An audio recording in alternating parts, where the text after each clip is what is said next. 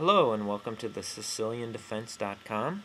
Today we're going to be looking at the Scheveningen pawn structure, and I have an illustrative game that I want to go over with you guys. This game is Topalov playing the white pieces and Kasparov playing the black. The game starts out e4, king pawn opening, and the response c5, the Sicilian defense. White activates his knight to f3, develops his knight there, good move.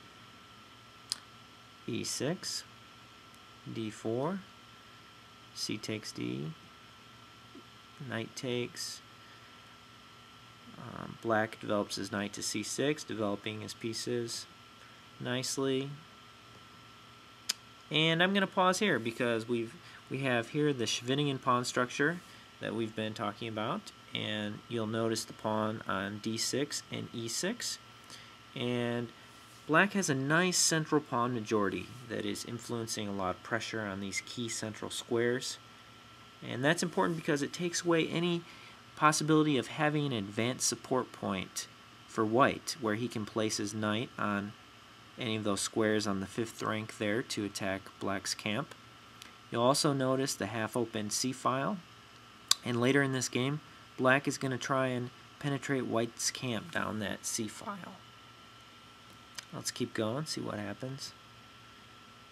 Race for development. You see white developing his bishop to e3. Black develops. White puts his bishop out. Black activates his bishop. And now this is a good point to point out just how compact yet flexible this pawn structure is for black.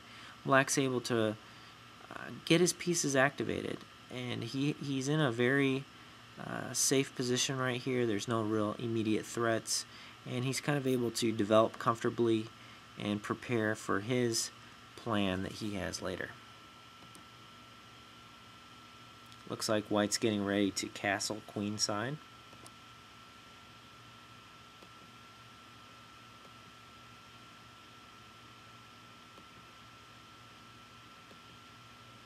And I'm going to pause here because this is a good place to clearly identify what the plans are for both sides.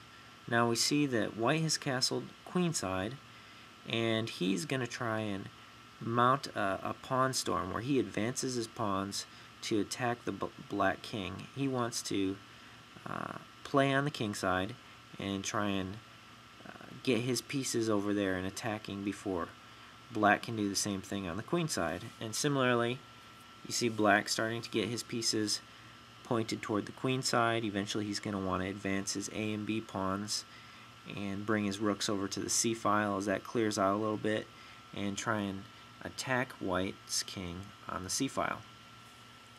Play a few more moves here so you guys can get the feel.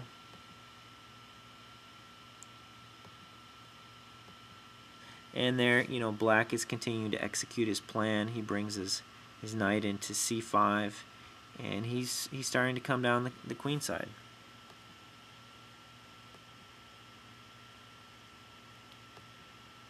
And we'll pause here. Right here, both sides are pretty equal.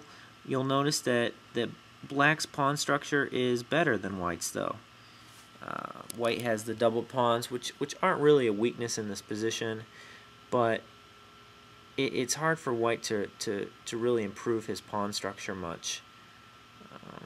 Whereas black's pawn structure is nice and solid, compact still, and is going to become a key advantage for black later on in the endgame. Hope this helped you guys understand the Scheveningen structure a little bit, and thanks for watching at the SicilianDefense.com.